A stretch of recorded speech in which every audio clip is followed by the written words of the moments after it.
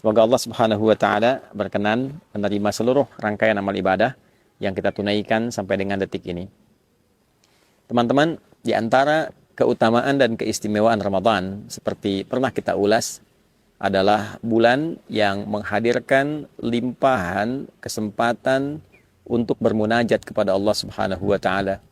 Di antara munajat itu dapat kita arahkan khusus untuk memohon ampunan Allah Subhanahu wa taala. Dengan kata lain, Ramadan adalah bulan kesempatan untuk bertaubat kepada Allah Subhanahu wa taala. Ramadan adalah bulan untuk memperbanyak permohonan ampunan kepada Allah Subhanahu wa taala. Namun demikian, penting untuk kita bersama mempelajari lagi bahwa taubat adalah bagian dari ibadah. Istighfar bagian dari ibadah. Layaknya ibadah, maka ia memiliki cara, memiliki adabnya, memiliki aturannya. Salat, ibadah, memiliki aturan. Membaca Al-Quran, ibadah, memiliki aturan.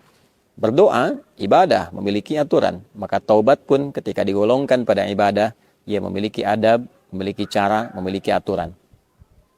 Banyak diulas untuk bertaubat, tentu mesti ada pengakuan, mesti ada penyesalan, mesti ada kesadaran untuk memperbaiki diri dan berkomitmen untuk berbuat lebih baik dibandingkan dengan hari-hari yang telah berlalu. Menutup yang salah dengan yang soleh, membuktikan kepada Allah bahwa kita telah berubah. Itulah inti taubat. Namun yang jarang dikaji adalah tentang dua jenis dosa yang penting kita ketahui, sehingga dengan pengetahuan itu kita memahami dengan baik bagaimana caranya bertobat, memohon ampunan terkait dengan jenis dosa yang mungkin pernah kita kerjakan dalam berkehidupan. Secara umum teman-teman, dosa dibagi pada dua bagian. Secara umum, yang pertama, dosa seorang hamba kepada Tuhannya, hubungannya langsung dengan Allah Subhanahu wa taala. Alaqatil makhluk bil khaliq. Hubungan antara makhluk, yaitu kita semua yang tercipta, dengan Khalik, Allah Subhanahu wa taala yang menciptakan kita. Ada banyak perintah-perintah secara langsung dari Allah kepada kita, khususnya berupa perintah pengabdian, ibadah, kebertuhanan kita kepada Allah Subhanahu wa taala, yang kadang juga direspon dengan respon yang kurang baik atau bahkan ada yang tidak menunaikannya. Contoh, saat Allah perintahkan kita menunaikan sholat, maka ada sebagian hamba yang tidak mengindahkannya. Bahkan bukan hanya malas, dia tidak menunaikan sholat seperti yang Allah perintahkan. Tentu itu melahirkan dosa. Allah perintahkan dia untuk mengkaji Al-Quran, membaca Al-Quran, bahkan belum punya waktu yang cukup untuk sekedar membacanya. Allah perintahkan untuk berpuasa, bahkan ia belum punya kekuatan untuk memotivasi dirinya demi menunaikan apa yang Allah perintahkan itu. Hal-hal demikian adalah hal-hal yang terkait langsung hubungan kita secara vertikal dengan Allah Subhanahu wa taala. Maka apa yang dilakukan dalam hal tobat yang dimaksudkan? Yang pertama, tentu kita menengadahkan diri, kita bersimpuh kepada Allah Subhanahu wa taala untuk memohon ampunan sempurna kepada Allah dari semua dosa-dosa yang terkait hubungan kita langsung dengan Allah Subhanahu wa taala. Bagaimana cara melakukannya? Ada beberapa metode, ada beberapa cara. Di antaranya bisa kita lakukan melalui sholat. Karena hakikat dari sholat yang kita kerjakan, di dalamnya berisi banyak doa. Di antara sekian ragam doa, wujudnya adalah permohonan ampunan kepada Allah Subhanahu wa taala. Dalam ruku' kita meminta ampunan, baik membacakan subhana rabbiyal azim wa bihamdi ataupun subhanakallahumma rabbana wa bihamdika Allahumma ighfirli. Ya Allah, ampuni aku. Pun demikian, bahkan dalam sujud juga ditemukan kalimat yang serupa. Duduk di antara dua sujud, kalimat pertamanya Rabbi ighfirli, ya Allah, ampuni aku. Bahkan di pembuka salat dalam iftitah, di antara sekian rangkaian doa iftitah, salah satunya adalah doa taubat, permohonan ampunan. Allahumma ba'id baini wa baina khatayaya kama ba'adta bainal masyriqi wal maghrib. Demikian selanjutnya hadis terkait. Ya Allah, aku mengakui banyak dosa yang aku kerjakan, banyak kesalahan yang aku perbuat. Mohon jauhkan aku antara dosa yang telah aku perbuat sejauh engkau pisahkan timur dan barat. Aku tidak ingin berjumpa lagi. Aku ingin berpisah dengan dosa itu. Aku ingin dibersihkan ya Allah selama hidupku. Dilakukan dengan salat, dan dengan itu Allah berkenan menggugurkan semua keburukan yang pernah kita lakukan. Demikian saat seseorang di era Nabi datang kepada Rasulullah SAW sebelum Nabi menunaikan salat. dan dia berkonsultasi telah melakukan satu kesalahan yang fatal. Maka karena akan tiba waktu sholat, Nabi SAW meminta orang ini untuk menahan diri sejenak. Ketika menunaikan sholat, kemudian turunlah Al-Quran surah ke-11 Hud ayat 114. Aqimis sholata tarafain nahar wa zulafan minal lail innal hasanati yudhibnas sayyiat. Tunaikanlah olehmu sholat, baik di kesempatan siang ataupun juga di kesempatan malam. Sungguh sholat itu adalah perbuatan yang baik.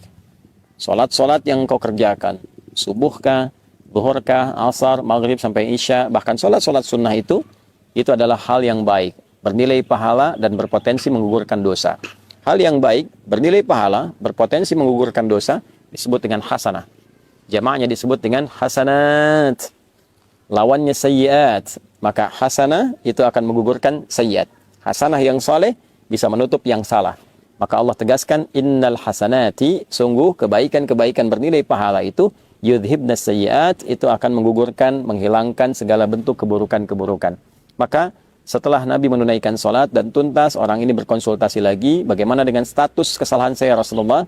Maka Nabi memberikan komentar, bahwa Allah sudah menurunkan ayat, dengan engkau menunaikan sholat, dengan bermunajat kepada Allah, istighfar, betul-betul serius bertobat, Allah berkenan mengampuni dosa-dosa yang pernah dilakukan dalam hidup.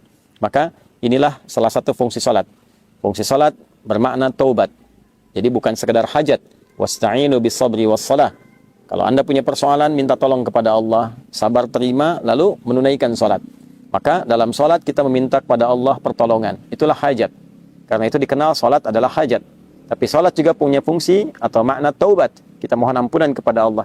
Dalam ruku taubat, dalam sujud taubat, perbanyak, perlama dalam sujud itu, dan mohonkan ampunan Allah, ingat-ingat kesalahan apa yang kita perbuat. Setelah itu, kita minta kebaikan-kebaikan, kita berdoa dengan cara yang benar dan cara yang baik.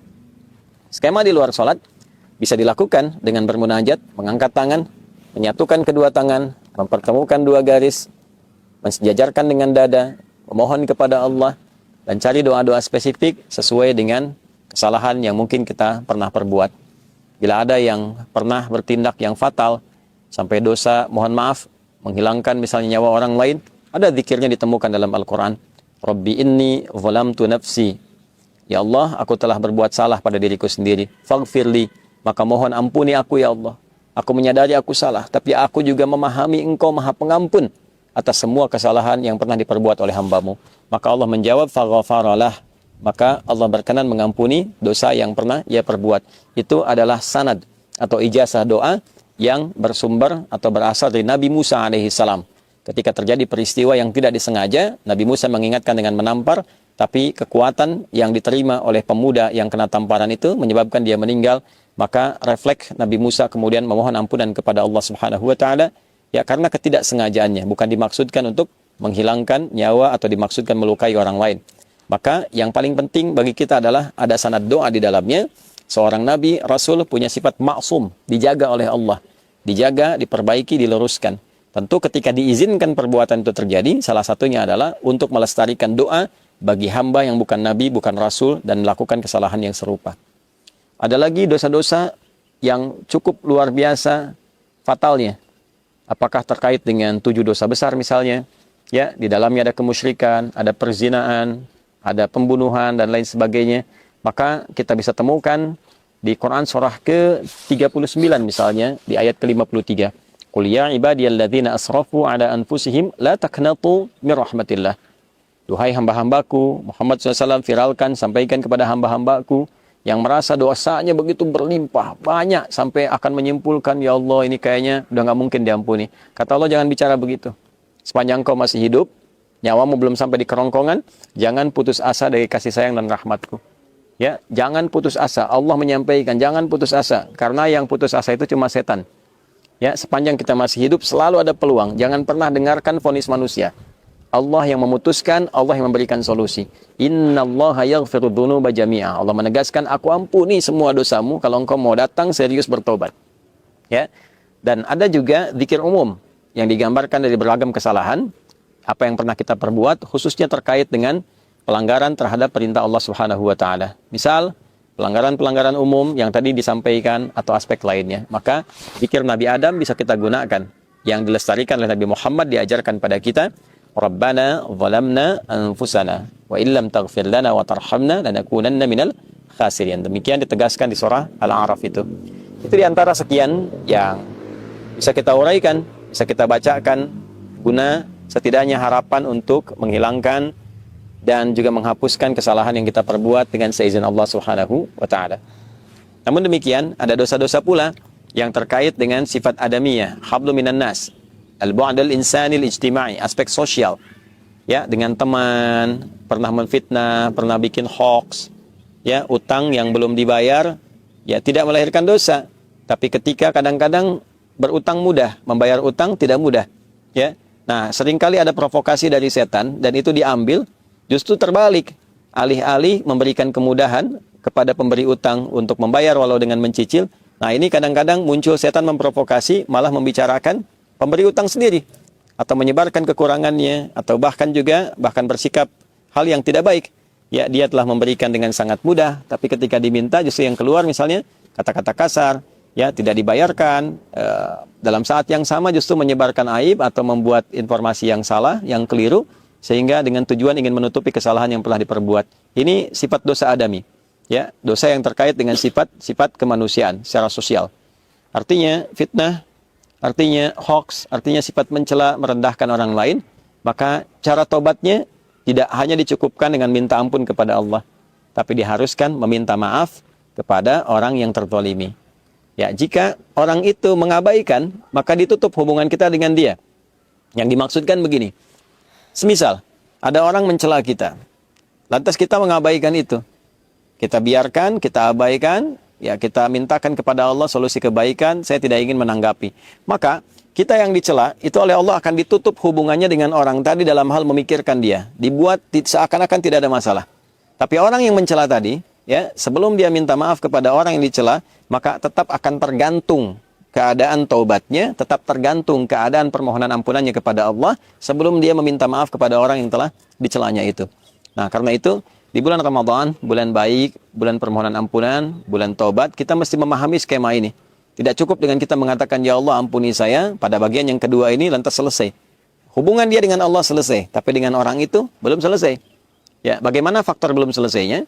Di hadis Muslim, riwayat sahabat Abu Hurairah radhiyallahu taala anhu, bila ini tidak diselesaikan di dunia, maka di akhirat bisa terjebak pada potensi kebangkrutan yang disebut dengan muflis, orang yang bangkrut karena pahala dia ditransferkan kepada orang yang pernah dizaliminya.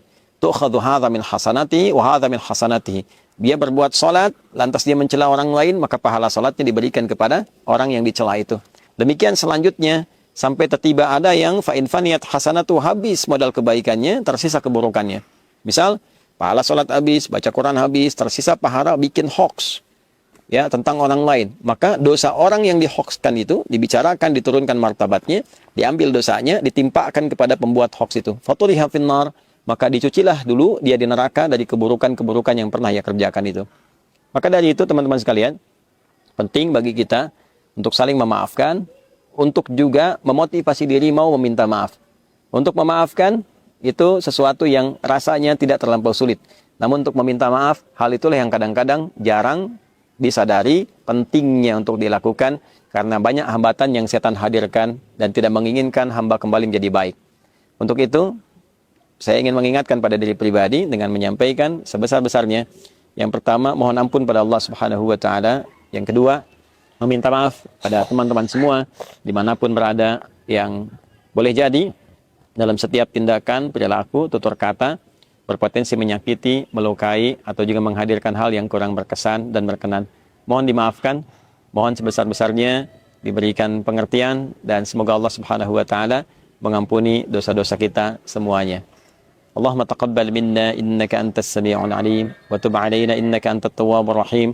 Tubna ilaika ya arhamar rahimin taubatan nasuha waghfir lana dhunubana wa kaffir 'anna sayyi'atina wa tawaffana ma'al abrar. Wa sallallahu ala sayyidina Muhammad wa ala alihi wa sahbihi ajma'in wa akhiru da'wana alhamdulillahi rabbil alamin. Adi Hidayat